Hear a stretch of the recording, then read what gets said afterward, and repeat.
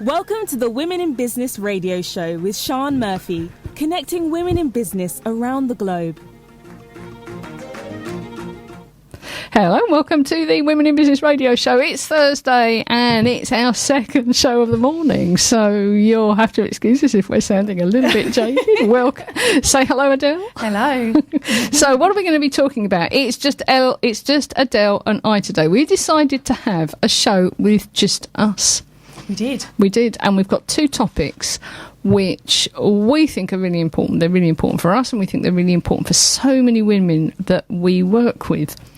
And this one, so the topic for today is, why is everyone else better than me, and other crap that needs ditching. There was actually a ruder word in there, but we better behave ourselves, haven't we? We have, Never mind.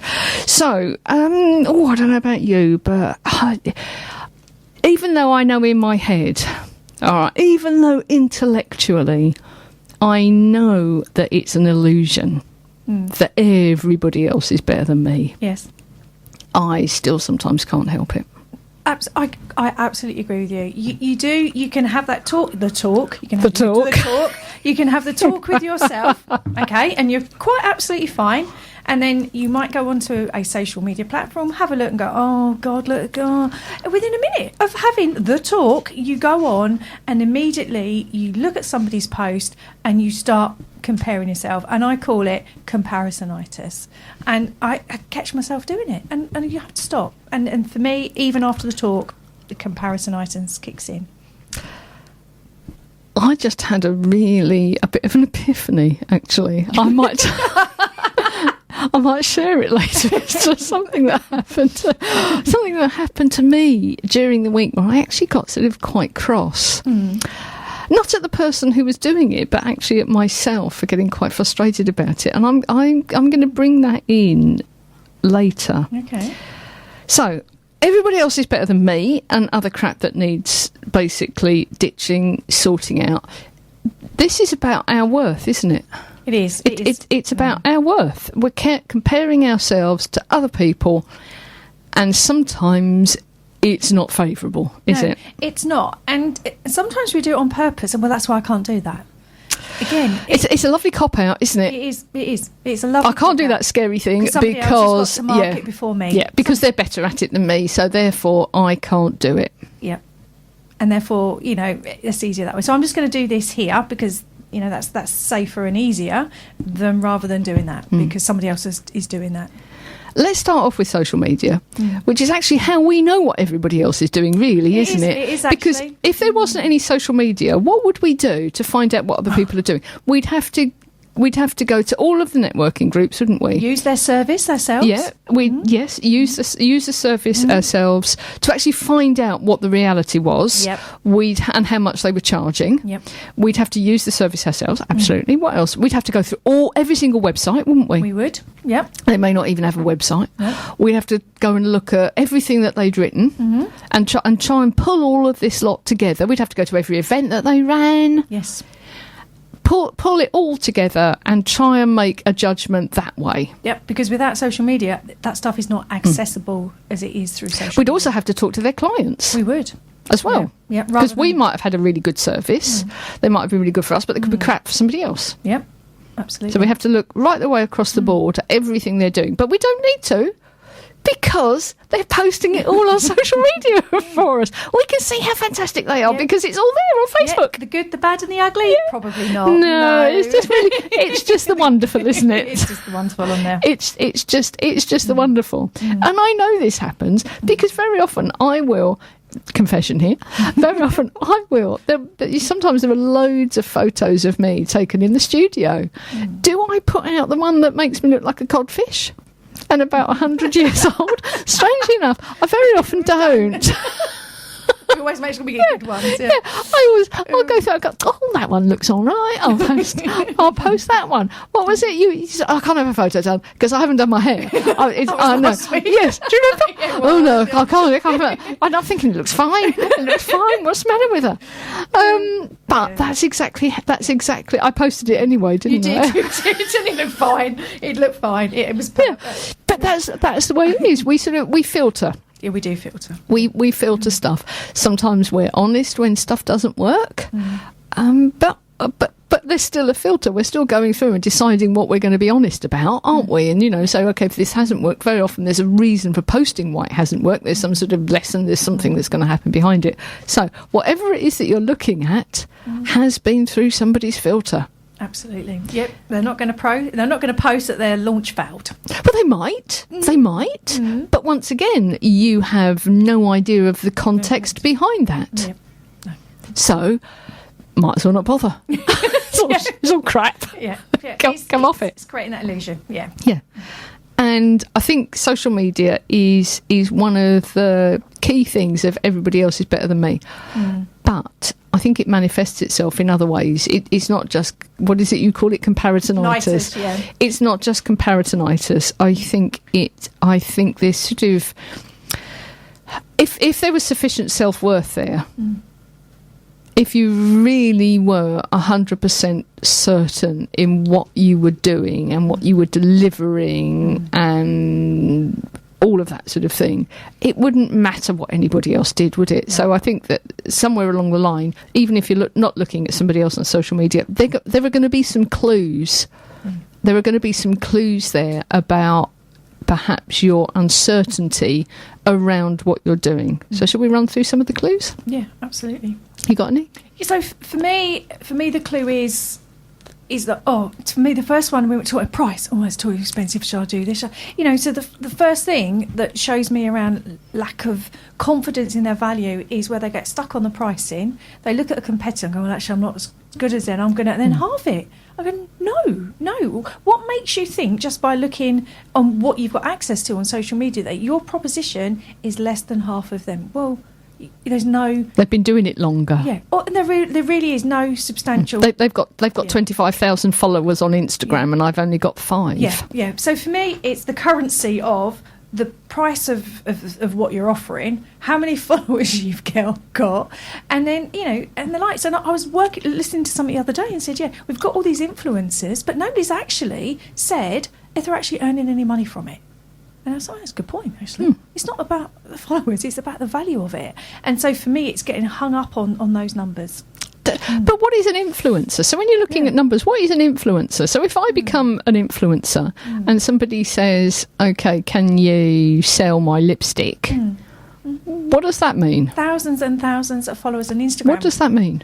What does that mean about what I deliver for you as a client? Does it actually mean anything? The fact that I've put stuff out that millions of people like and I can sell lots of lipsticks, does that mean you're going to get a good product from me? That doesn't really, does it? No, it doesn't. It means nothing at all. No. It means I've focused on building lots of followers on Instagram. Yeah. And we know that people can do that for you, and they're not even doing it themselves. So that's what I say to people, just be very, very careful.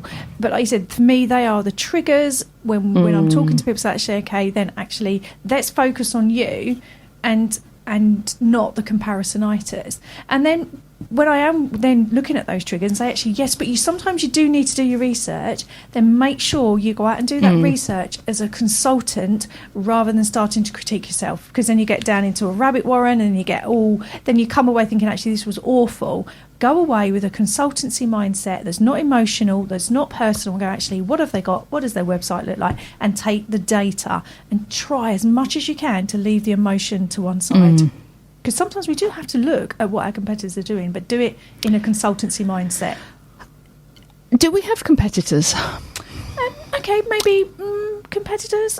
Maybe what's in your... So, for instance, if you are a confidence coach, there might be other confidence coaches. So have a look at what they're doing. I think it's good to know your market. Yeah. Well, who else is offering a service similar to you, to your ideal clients or people you're working with? Just have an idea. I think it's good to know your market. It's good to know potentially how many people might want your service. The problem that you're trying to solve.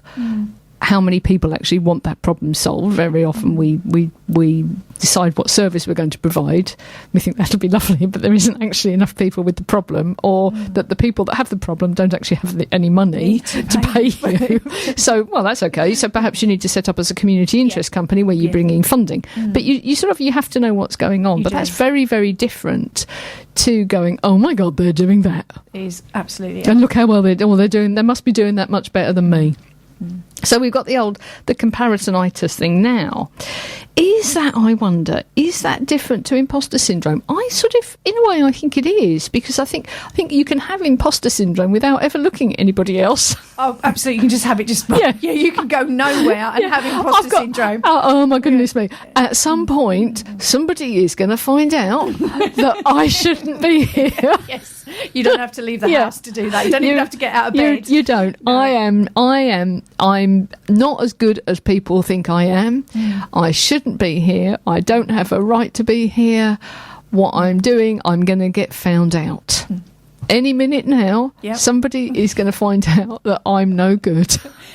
How, we still don't know, but we still think it. And I think that can be sort of across the board, can't it, really? I mean, you can be employed, and, I've come across quite a few people who've got themselves into, really sort of potentially quite high-powered jobs, and it's like, any minute now, they ask me to leave the room. And it's like you lied on the application form, somebody else did your interview.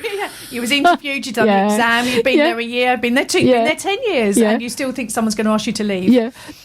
So you're, that's actually quite insulting, isn't it? Because you're making the assumption that the organisation and the people who interviewed you, who made that decision, are stupid. Yes, but we do. Didn't know what they were doing. They had no idea what they were doing. Yeah. And why me? Why me? Why not me? That's what I say to people when they say, why me? Why not me? I think there isn't a solution, as far as I'm concerned, to imposter syndrome. It's your head. Absolutely. It's just in your head, and you have to, I think, become aware of the voice in your head. You do. You have to be aware of that voice, and then you have to, tame the voice or keep it in control, because you have to go out and you, like you said, you have to know your audience. You've got to go out and find information, and you can't do that if you're constricted by the inner critic and the person who's telling you that everyone is better than me. You won't get the right information.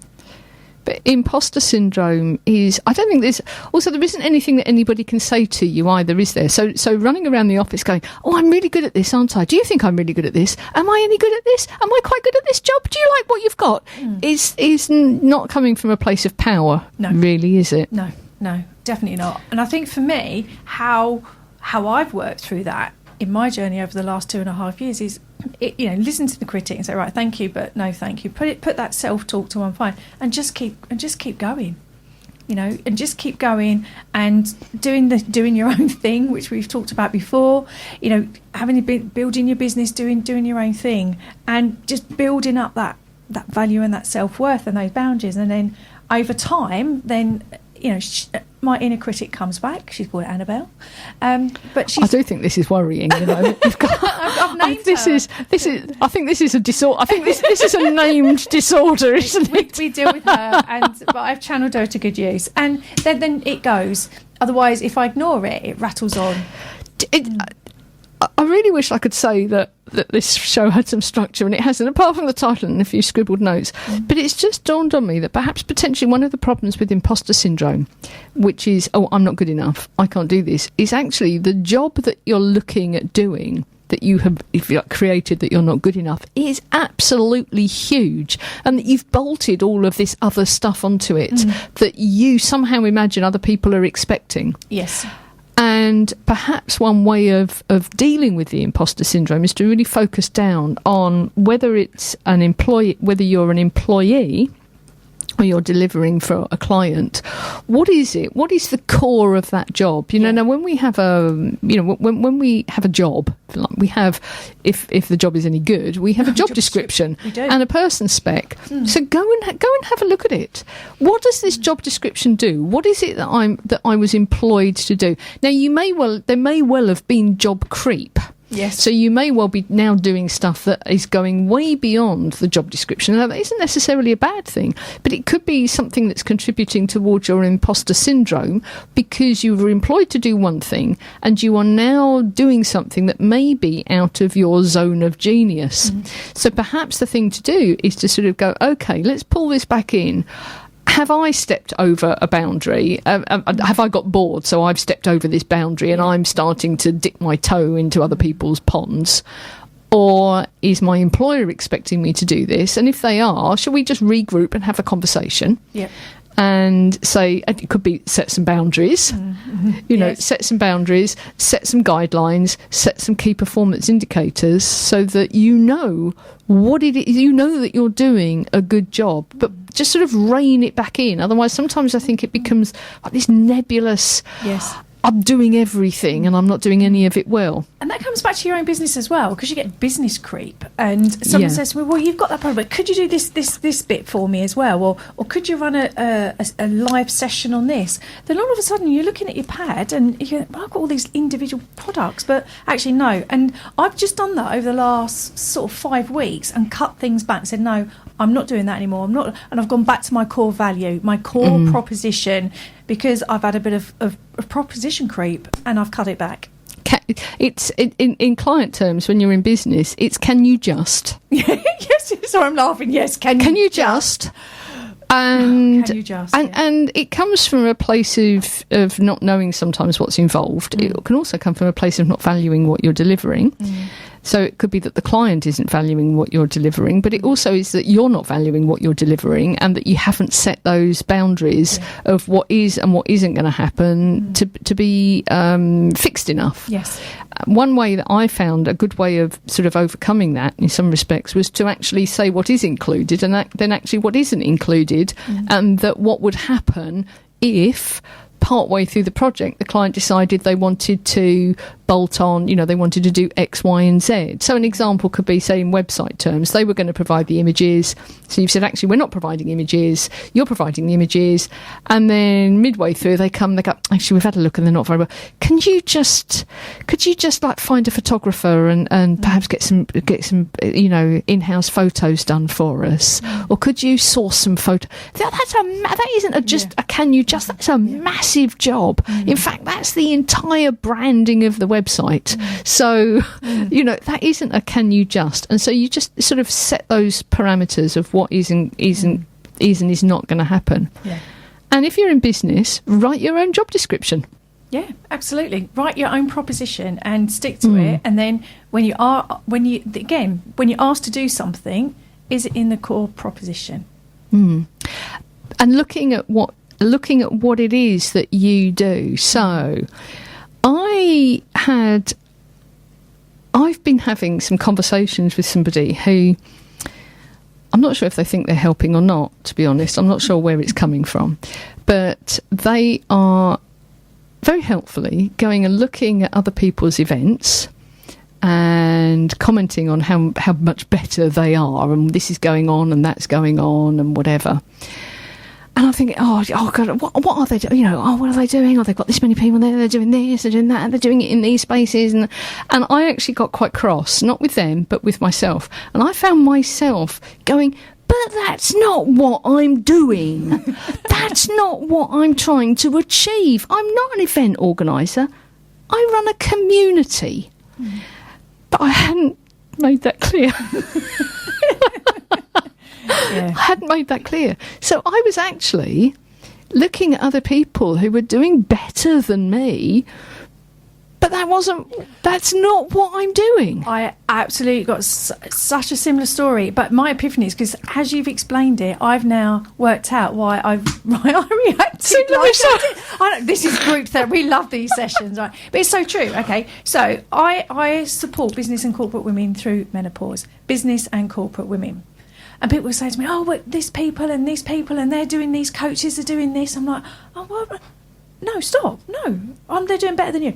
But they're dealing with the masses. I'm dealing with a very niche, bespoke group of women on menopause. Not every woman, but people think they're trying to be really helpful, and I keep saying to them, sometimes I'm not sure that it comes. I'm not sure that it comes from a place of helping. So we have lots of daytime TV, and I said, can I be really honest with you? The women I'm working with haven't got time to watch This Morning. They don't watch daytime TV. So if anybody else messages me to watch This Morning, I'm going to scream, because me and my clients don't watch This Morning. We might watch it on catch up, but my key clients and the women I work with, we're out building our business. Now, so therefore, the people watching This Morning are not my clients. So please stop telling me to watch This Morning. But you're right. It was just aggravating me. And I've had that epiphany, that's why. But that's not me. That's not what I'm servicing. So for me, some of what I do is I run monthly events, which are very relaxing. We have good results in so much as 80% of people are coming back. But it's not the sort of event that runs once a year, where you open the doors and it's outside and the floodgates open and loads of people come in and have a great big party and run around. And it's not that sort of event. No. But people... It's a couple of people in particular, actually. It's not a lot of other people saying, they did this and they ran it with this sports club and it was fantastic and they brought everybody in and that's lovely. And I'm thinking, I need to run it with the sports club. Oh God, why am I not doing that? I should be doing that. But actually, no. I won't say to some extent anybody can do that, but you sort of can. You can have a really big, successful one-off event. Yeah. You can build. You can get everybody together.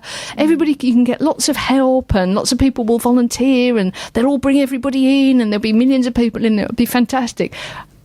But if you try and do it again next week or next month, it's a different model. It sort of actually, it's not. People are a bit worn out and jaded by then. Which is why that's not what I'm doing. No. So me making a comparison and taking on board somebody else's idea of how I should be marketing what I do, who I should be collaborating with, that's not what I'm doing. And that's a very dangerous, really dangerous point for women in business, because if you're not strong and go, actually, that's not me, and you listen to that, then all of a sudden you get dragged off, and actually that doesn't suit your business because you think they're doing better than you, and actually you could sink your business because you perhaps didn't stop and you worried about it, thinking they were better than me. I'm going to take that idea and I'm going to run with that. But because it's not your thing, you could actually sink your business and to your detriment.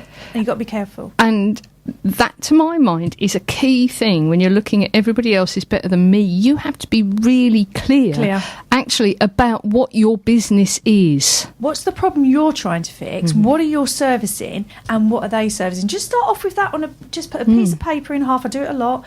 Like, that's what they're right. And within two or three moments, actually, no, it's not me.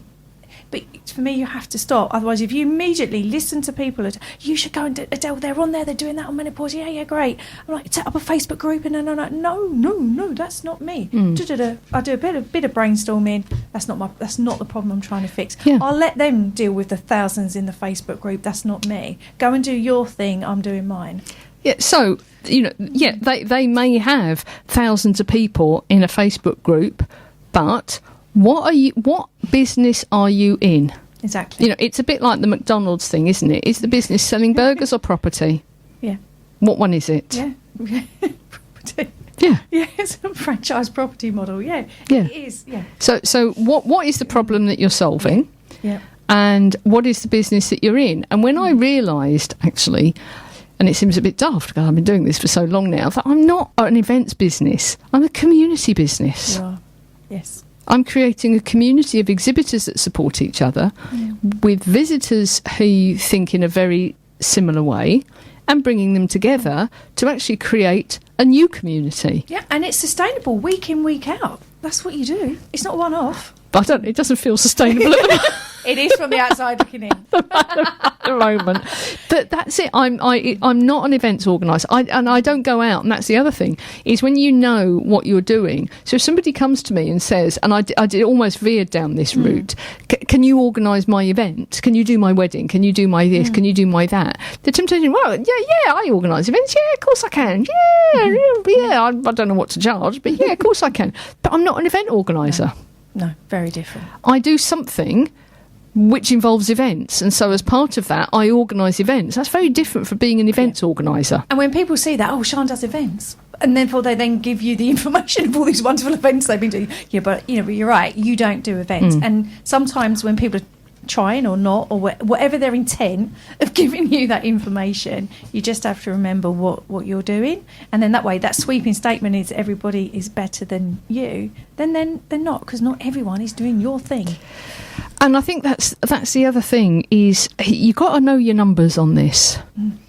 I think you have to know your numbers, because when you look at somebody who is say like you've just said, a coach, so somebody who coaches women, who works with women, and you may look and they're doing Facebook lives or whatever it is, and they've got 20 squillion views, and you know, they make a comment and 50,000 people say something. You think, oh God, I've got 4 views. They're so much better than me. Actually, how many numbers do you need? What do you need? What is it that you are trying to achieve? Exactly. And it could be that when you look at the numbers of people that you need or want to work with, the types of people that you're working with, you may find that they're actually seriously put off by somebody who is out on social media, sharing their stuff, getting that really, really high visibility. That may be repellent to them. They may want somebody who's a lot more subtle. Absolutely. And that person might be working 80 hours a week, and you don't want to. So it all starts with the numbers, as in how many hours a week do you want to work, who do you want to work with, and those numbers. Because you might see those big numbers and those big, I've got full programs, but these people could be working a lot more than what you want to do. So it's about your numbers, what you want to work, and then working forward from there. And that's why I know on some of the software, you can switch off the followers and the likes. So when I'm on Instagram and I'm looking, I just look at the posts. I don't care who's commented or the numbers. I'm more interested in the content, because actually it's about quality. And like you said, for me, it's knowing my numbers, who's on my email list, who has given me their email, who's invested time to get to know me, I get to know them. And it's about quality over quantity. And about, for me, saying how many hours a week do I want to work, and what are my numbers to live my life and run my business. When you've got those, your numbers in your plan, then the question is actually, then you can look at other people, but it's not about everybody is better than me, because their numbers are different to you.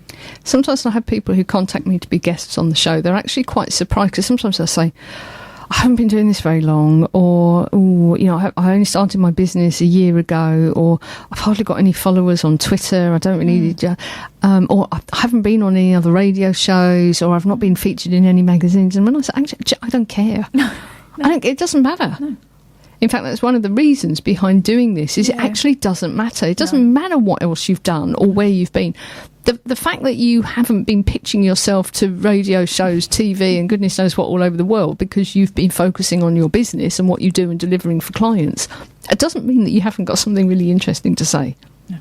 No. And this is the beauty of the show, and the beauty of, you know, sharing that and allowing women to have that voice without worrying that everybody is better than them. And I think I'm going to say, beware of unsolicited advice. Yes. Yeah. I have quite a few people offering me, we'll call it advice, as to, oh, you could do this, or if you did that, it would be much better, or, oh, you could do this, that, and the other. And actually, thanks. Number one, I can't do everything. But also, where is that coming from? I don't contact people. I don't go up to people and go, hey, you know, you want to do it like that, it's much better. George is doing that. He's a lot more successful. So where is the advice coming from? Yeah, I agree. I always, when people are talking to me and I listen, I'm thinking, right, so where's the intent? What's the intent of that conversation with me? What are they trying to achieve? So so if anybody talks to me, that's what's going on. It could be absolutely genuine. It could be somebody that really, really does want to help. But once again, you have to look at what place of knowledge is it coming from? Absolutely. On what basis are they making that? Absolutely, you're absolutely right, because you're not going to take business advice from someone who's broke. But there are a lot of people who do try to give you that. So you wouldn't do that. So I'm always mindful about who I take the advice from, and I think to myself, do they look like the advice they're giving? Is their business representing it? Like, actually, no. So I'm going to thank you and walk away. But people do. But you see, I think the other thing is that, and I have seen this happen quite a lot actually, where people who have struggled with money or do struggle with money, issues around money, either earning it, keeping it, spending, whatever it is. I think a lot of people struggle with money. Unless you have seriously overcome that and you are now totally funded, self-sufficient, the whole whatever, you can't really talk about overcoming it. No. But you can talk about dealing with the stress around it. If you are dealing with the stress around not having money, if you have dealt with a debt, for instance, if you have contacted people that you owe money to, if you've dealt with credit card debts, if you know how that worked, if you know how that felt, if you know what you did, what strategy you used to get the courage to pick the phone up or take that action, you can talk about that. Yeah. So I think that's another thing with the everybody else is doing better than me. If you are, if you like, a wealth coach, then are you looking at people who are really good at making money? That's what they do. They're not good at overcoming not having any money, but they're really good at making it, because you can't compete, actually. There is no competition. You're not the same thing. You're not the same person. No, and that's the key point. Like you said, is work out what you're doing, what you're servicing, and then be mindful that if you are going to look what others are doing, just make sure you're generally trying to solve the same problem for the same people. So, what is it that you're actually bringing, that you're bringing to the party? If you're helping people lose weight, but you're 25 stone, I think that's okay, as long as you're not coming from it from the point of view of, hey, we can all be 8 stone. I'm going to get you on that path. But you can teach, because you know what the problem is, don't you? Yeah. You know why they want to eat the biscuits. You know what happens and leads people into issues like that. So you can help them with that. It's all about, I think, how you frame your how you frame what you're helping them with. Yeah, absolutely. Because you can't solve you can't take somebody from 25 stone to 8 stone overnight. It's not going to happen. But you can make somebody feel better about their body and themselves, say overnight, but you can. Yeah, you can start the journey. You can. And you can help them. You can help them through that. Yeah. So have a look at what part of somebody's journey are you actually helping and supporting, and make sure that you're not comparing apples and oranges. Yes. Yeah, which is so easy to do. And if your immediate reaction is they're better than me, you will lose that rational and thinking where you won't even think about that, and you'll start comparing yourself. Yeah.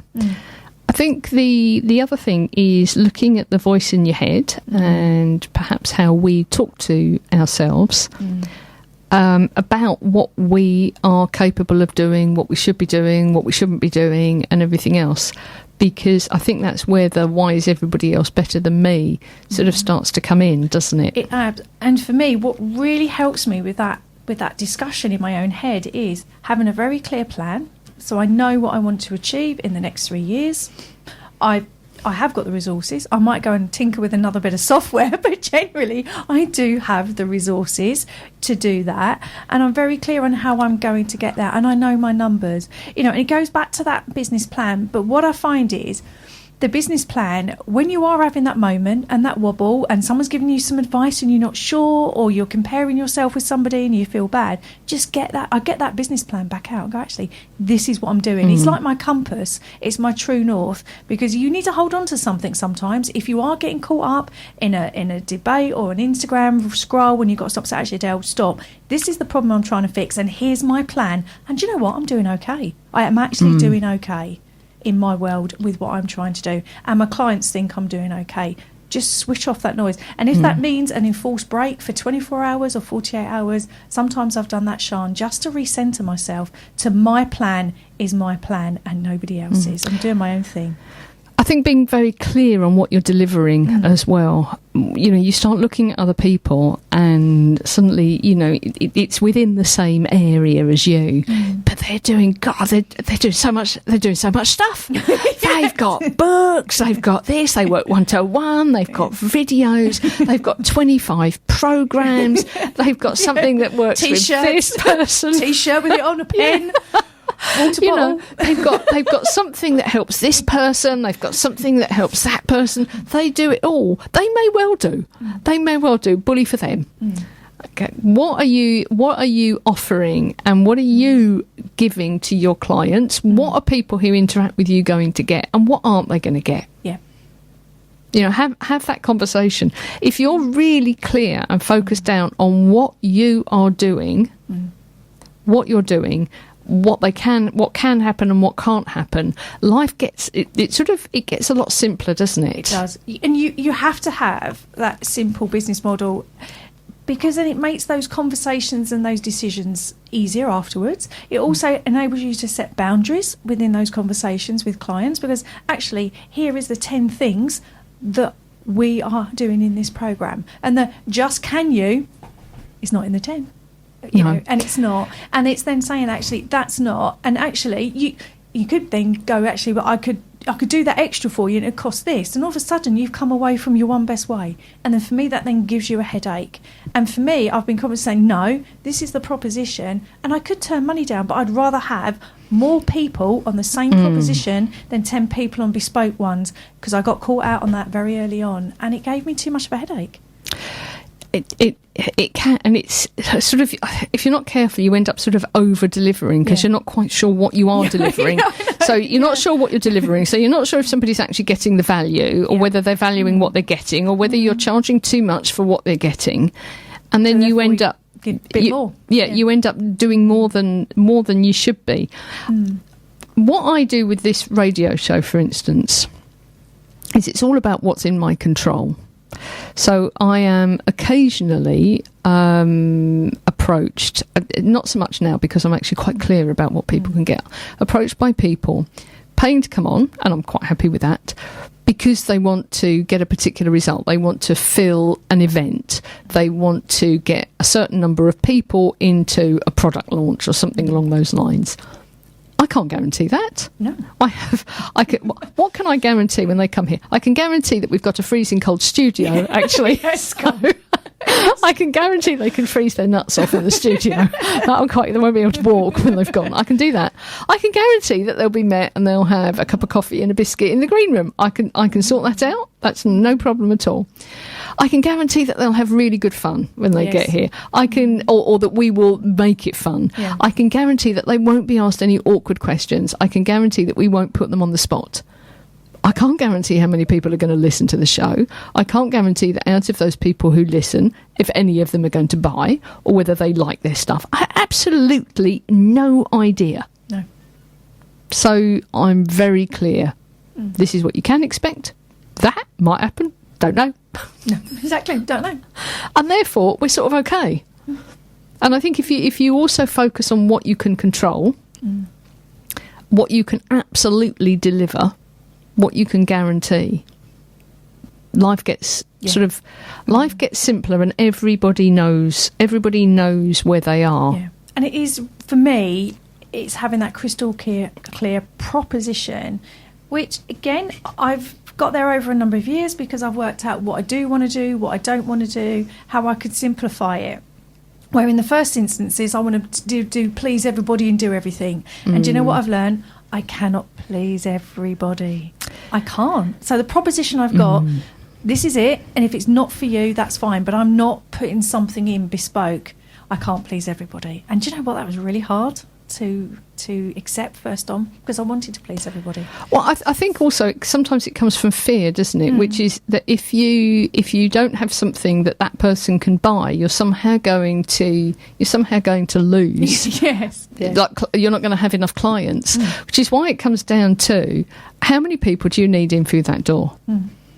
And sometimes it's an awful lot less than you actually think. And if you know the size of the community, If you know the size of the community that you're looking to attract, and you know how many people you want in through that door, and you go, actually, I only need 10 clients. I think, okay, let's really, really focus down on those 10 people and what their real core inside problems are.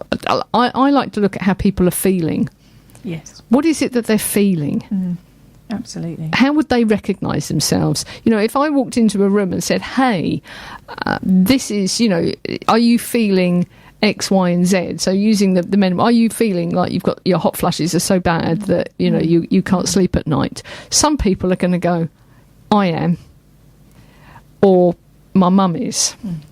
And they'll be able to recognise themselves. Just focus on that. If you try and do everything, it's all going to go tits up. And then and I think sometimes the thing is, you're looking at other people on social media who are putting stuff out there, and they may be doing very well because they have a very, very clear nutshell statement of who they are trying to help. They just haven't shared it with you or their wider audience. Absolutely. And also, Sian, sometimes these people have got a team behind them. And you're not in that position yet. So, sometimes they might have a marketing team, or because, again, you're looking at. So I say to people, just be mindful that these people might have a team behind them, and like some of us might have to beg, borrow and trade for the moment. So just be mindful of perhaps they're just longer on that journey and they have a team, and you're not at that stage yet. And that's what I say to women as well. Yeah. And it's.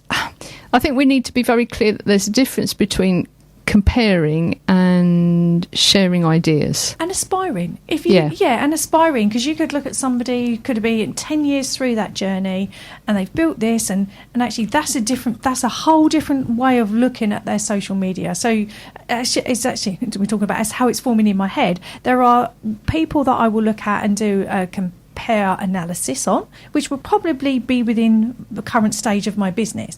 But then if I see a coach or a business that's actually 5 years ahead of me, actually I might do more of let's do a learn. What are they doing? How have they done it? That's not saying they're better. Of course they're better than me. That's why I've chosen to study them.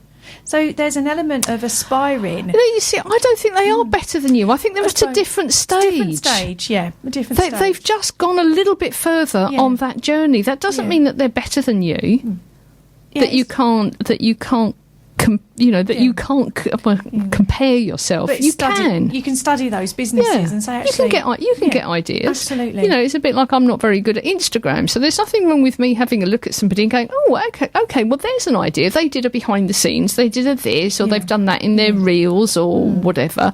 Okay, that's an idea. That's something that we could adapt and use. And I think that's very different to sitting there and going, oh my God, that radio show, they've got 50 million visitors. oh God, they're doing so much better than we are. Yeah, exactly. And it's learning from those and watching them and saying, actually, I don't like that wouldn't suit me, but actually I quite like they're doing, because they're just ahead, they're slightly ahead of us in that journey. And that's a whole different way of looking at their social media or their website, or asking them questions, because you just want to learn, just see if there's anything that they could share with you. I think there's something else that we need to think about here. And when you're looking at people, and everyone else is doing better than me, sometimes you are actually looking at stuff and you're seeing that, hey, yes, potentially they are at a different stage, or that's gone really well. But sometimes you're actually inventing it in your head. You're making it up, and they're not actually doing any better than you are at all. But also, I think one of the things that sometimes we don't deal with very well is criticism. And if you are going to be putting stuff out there, if you are looking at people on social media, if you are looking to get out there and do much the same thing, produce stuff, at some point somebody is going to be not very nice. Yes, they are. And it doesn't matter what you do. There was, and I realise this is an entirely useless comment because I can't remember the damn book, but there is a book that I think has just been published, and it is about trolls and the seriously horrible people that are out there who, God knows why. The author's a woman. This doesn't help much, does it? We'll put it in the show notes. Yeah, we'll put it in the show notes, she says. But it sort of looks at the some of the extreme comments. I mean, so some of these people were going on and making comments to parents whose children had committed suicide and saying things on Facebook like, "Oh well, they deserve to die. You must have been a terrible parent," and all of this sort of thing. And it's like, how? What sort of person does this? Yeah. But when I was reading the write-up of this book and thinking, actually, I must get this, one of the things was that it sort of put it into context, that it made you realise that actually this isn't personal. This is... but sometimes I think it's so easy to take that criticism personally. You know, you've published your book, you've put your stuff out there, and somebody writes this horrible, horrible review or makes a nasty comment. It's never happened to me, which means... You know what that means, don't you? I'm not putting enough stuff out there, and I'm not being... I'm just seriously, I'm not putting enough stuff out there, and I'm not being challenging enough because it is going to happen. And you can't just sort of shrivel your head back in like a tortoise, but you are going to have to let it wash off your back. Yep. And what this book does is actually say, do you know, these people are just foul. They are sat there and they are hunting you out. Yes. For whatever reason they can have, they are hunting you out. That's their life. Absolutely. Other people are watching Big Bang Theory on Netflix. These people are hunting out people they can be really, really nasty. Okay, you just have to let it go. You do. And we know it in that moment in time, if you're starting off and you're new. I remember very early into my business journey, had a post somewhere and somebody made an absolute horrific comment, and I cried. I just burst into tears. And then when I shared that with somebody, they went to me, "Adelle, look at the person. They're not your ideal client, so that person would have no idea of the problem you're trying to fix." And I was like, okay, yeah, I get that now. And then actually, what was the intent of it? But that moment in time, now 2.5 years in, but also I know I love Brené Brown. But when I read her book, Daring Greatly, and the courage, etc., what she said is, and I do this all of the time, unless you're in that ring with me, having dirt thrown in your face, then I'm not going to accept that comment. Because unless you're walking in my shoes and you're doing what I'm doing, and I had to write that quote out at the very start of my journey. I thought, do you know what? I'm never going to let someone do that to me again. And that's what I've done. And I say that to a lot of people. Unless you're in the ring with me, I'm not interested. I think a good tip with dealing with comments, and it could also be emails. So sometimes you get emails that may not be quite so nice, or you think they're not nice, or is to buddy up with somebody and get them to have a look at it, because there are some comments that are just they're just foul. They're designed to they're designed to wound. There are other comments where actually they're quite innocent, but you're reading them as if they're a criticism, and that can happen with emails as well. I know somebody that I work with, and we sort of buddy up to do this, would send me something, and the way that they had taken it was that it was a criticism of their service. But when I looked at it, it's well, actually, no, it's not. They're just asking if you do that. Yes. They're not criticising. They're asking if you can do something else as well. They're asking for extra, which they want to pay for. Definitely that second opinion on anything. Yeah. I always have I've got a group of go-to people. So look, can you just have a read? And what I say is, you know me. Because you're looking at it through your filter, aren't you? And you're looking at it through the filter of somebody doesn't like what I'm doing. I know. And because my trusted network know me, I say to them, right, you know me. They go, yeah. Can you look at that comment for me? They go, I don't know what your problem is. Yeah. So for me, that trusted network is really, really valuable when you perceive you're getting a criticism. It's your perception of it, and then you're trusting. Adelle, it's just you. Yeah, okay. I didn't have my breakfast. And then I think there are some. If we look at sort of comments on social media, there are some that are just.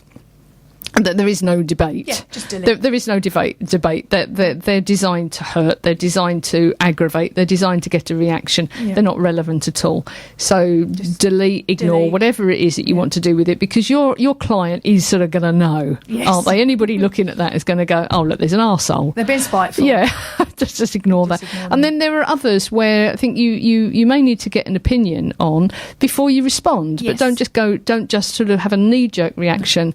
You know, just consider it. Actually, is this a criticism or is it a question? Are they asking for something else, or what is it? And again, and then you may need to respond, and you may need to respond publicly. you do. And that, again, I have that 24-hour, that cooling off, and say, actually, the next day, once I've slept on it, and I'm probably, do I interpret that in the same way?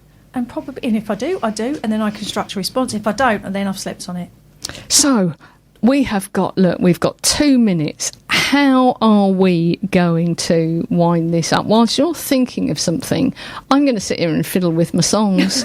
So that's for when we go. So everyone else is better than me. Another crap that needs ditching. Know what you're delivering. Yeah, absolutely. Know who you're delivering it for. Know your numbers. Know your numbers.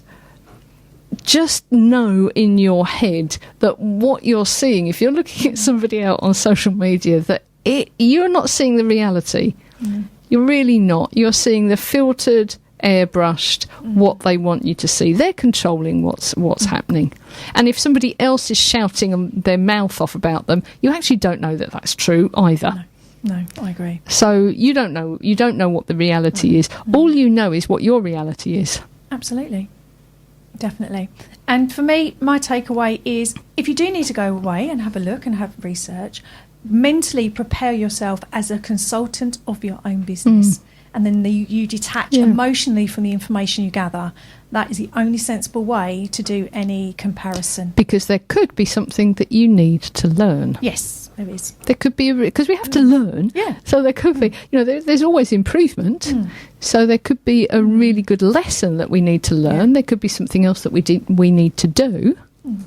But go in as a consultant to find it, and don't go in with comparisonitis, because you won't see it. You won't. We stopped, haven't we? We have. We're done. And we've done it. We are done. Well, folks, we will see you next week on the Women in Business radio show. If I'd have written down my notes, I'd know who was on. But obviously, there are no notes. There's just random thoughts. That's why people keep coming back, because they don't know what they're going to get next week. Exactly. Let's hope so.